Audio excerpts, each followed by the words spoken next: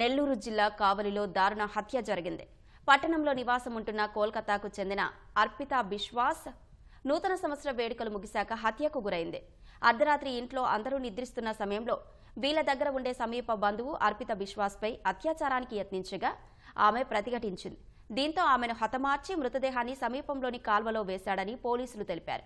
నిందితుడిని అదుపులోకి తీసుకుని విచారిస్తున్నట్లు చెప్పారు.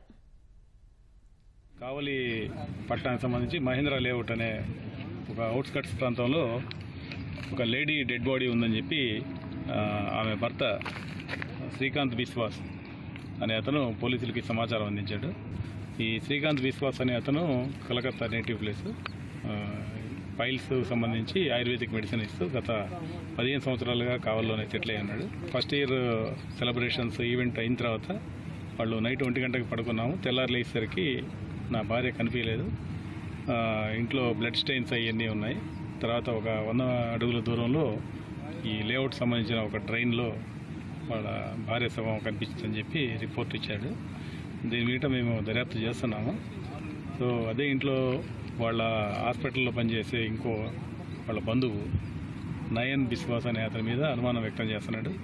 కారణాలు ఏంటి అనేది తదుపరి దర్యాప్తులో తెలియాల్సి ఉంది.